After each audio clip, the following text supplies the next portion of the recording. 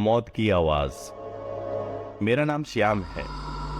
मैं 16 साल की उम्र तक अपने चाचा और दादी के साथ एक छोटे से गांव में रहता था। ये गांव एक घने जंगल के साथ सटा हुआ था। मैं एक डरावनी कहानी सुनाने जा रहा हूँ जो मेरे साथ घटी थी जब मैं 15 साल का था। आज इस बात को लगभग 10 साल गुजर गए हैं, पर इसकी याद मेरे दिलो दिमाग से निकली नहीं है। जब मैं 15 साल का था तब एक दिन दादी ने मेरा हाथ अचानक पकड़ा और मुझसे कहा, अगर रात में कोई लड़की मदद के लिए पुकारे तो उसे अनसुना कर वहां से भाग लेना। मैंने उस समय अपनी दादी की इस बात पर ज्यादा ध्यान नहीं दिया। एक शाम मैं अपने दोस्तों के साथ जंगल के पास खेल रहा था कि तभी अचानक अंधेरा हो गया। यार, दादी गुस्सा करेगी, यह सोचकर मैं अपने दोस्तों से विदा ले वहां से निकल गया। मैं तुरंत अपने घर की तरफ निकल गया, पर घर की तरफ जाने वाला रास्ता जंगल के एक छोटे से हिस्से से होकर गुजरता था। जैसे जैसे मैं उस सुनसान रास्ते पर आगे बढ़ा, वैसे वैसे अंधेरा गहराता गया। मुझे थोड़ी घबराहट हुई और अपनी इसी घबराहट को कम करने के लिए मैं कुछ गाने गुनगुनाने लगा। तभी उस सुनसान सड़क से सटे जंगल से किसी की आवाज सुनाई दी, कोई है, कोई मेरी मदद करो।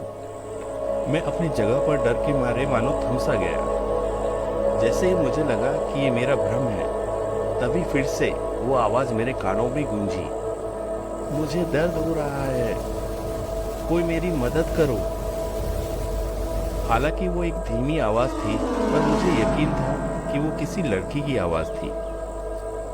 मैंने आवाज की स्रोत की तरफ देखा, पर मुझे दिखा तो बस अंधेरा घना जंगल। मैंने ध्यान से देखा तो अंधेरे जंगल में एक बरगद का पेड़ था। उसके नीचे एक लड़की गिरी पड़ी थी। ये देख मैं चौंक गया। मुझे लगा शायद लड़की जख्मी हालत में है, इसलिए मैं धीरे से उसकी ओर बढ़ा। पर तभी दादी की कही वो बात मुझे याद आई। किसी गड़बड़ी का आभास कर मैं अपनी जगह पर खड़ा रहा और उसे देखने लगा। उस लड़की ने फिर से पुकारा, कोई है, प्लीज मेरी मदद करो। मुझे ये सब सही नहीं लग रहा था। मैं अपने कदम पीछे कर वहां से धीरे धीरे आगे बढ़ने लगा। मुझे उसकी आवाज बार बार सुनाई दी, पर मैं बिना रुके आगे बढ़ने लगा।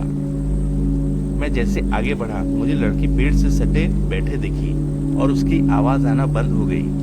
मैंने देखा उस लड़की को सहारा दिए कोई छुपा बैठा है। मुझे पता नहीं चल पा रहा था कि वो लड़की जिंदा है या मुर्दा। ये देख मैं सुन पड़ गया।